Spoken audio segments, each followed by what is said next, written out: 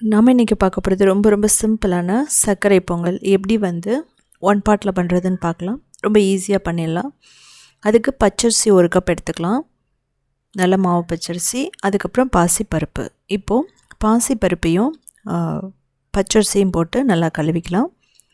நீங்கள் வந்து roast பண்ணுறதுனாலும் roast பண்ணிக்கலாம், இல்லை அப்படின்னா 2-3 தடவை நல்லா கழிஞ்சு எடுத்துக்கலாம், அதாவது கழுவி எடுத்துக்கலாம்.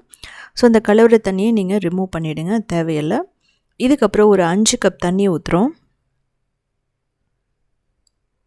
பொங்கல் அப்படிங்கிறது வந்து தனித்தனியாக இருக்கக்கூடாது, ஒன்றா சேர்ந்து இருக்கணும், அதுக்காக அவ்வளோ தண்ணி ஊற்றுறோம். இப்போ நெய் ஊற்றிட்டு மூடி ஒரு 3லேருந்து 4 விசில் நீங்கள் விடலாம், இல்லை 5 விசில் கூட விடலாம். ஸோ 5 விசில் வெந்ததுக்கப்புறம் நம்ம தேவைப்பட்டால் கொஞ்சம் தண்ணி ஊற்றிக்கலாம். அதுவும் நல்லா வந்து கொதிக்கிற தண்ணி ஊற்றினா நல்லது கூட. இப்போது நம்ம லைட்டாக மசிச்சு விட்டுக்கலாம். இந்த அளவுக்கு தண்ணி ஊற்றும் போது மட்டும்தான் வந்து அப்படியே பூ மாதிரி வரும். ஸோ பாருங்கள், இப்போவே ரொம்ப பர்ஃபெக்டாக வந்துருச்சு.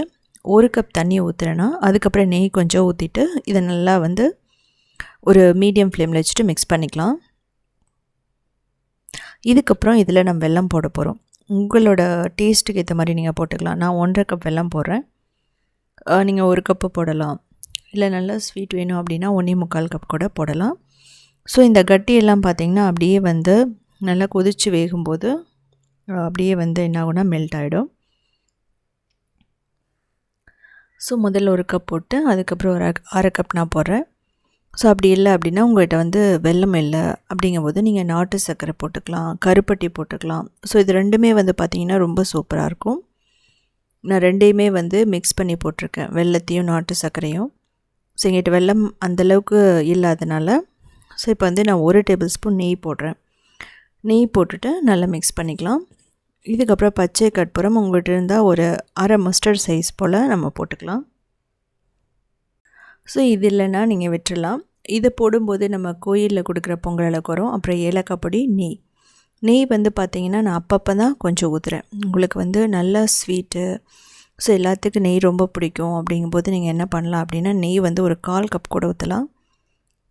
இப்போது நெய் ஒரு 2 டேபிள் ஸ்பூன் ஊற்றிட்டு முந்திரி திராட்சையை வந்து வறுத்துட்டு நம்ம போட்டுக்கலாம். அவ்வளோதான். வறுத்துட்டு இந்த சர்க்கரை பொங்கல் மேலே போடும்போது ரொம்ப பர்ஃபெக்டாக இருக்கும். ஸோ இதுக்கப்புறம் இதை தாளிச்சதை வந்து நம்ம பொங்கலில் போட்டுடலாம். அவ்வளோதான். ஸோ ரொம்ப சிம்பிளானது. இது மாதிரியே தான் திணை, வரகு, சாமை எல்லாமே செய்யணும். ஸோ அது வந்து கூடிய சீக்கிரமாக நான் வீடியோ போடுறேன் எப்படி பண்ணுறதுன்னு சொல்லிவிட்டு. ரொம்ப பர்ஃபெக்டாக இது பார்த்திங்கன்னா டைம் ஆக நல்லா கெட்டியாகும். இது வந்து நம்ம உடனேயும் சாப்பிட்லாம், இல்லை 2 ஹவர்ஸ்க்கு அப்புறமும் சாப்பிட்றலாம். ரொம்ப பர்ஃபெக்டாக இருக்கும். அப்படியே வாயில் வச்சோன்னே கரைஞ்சிடும். ஸோ அதுக்கு தேவையான பொருட்கள் வந்து இந்த வீடியோட கடைசியில் கொடுத்துருக்கேன், நீங்கள் பார்த்துக்கலாம்.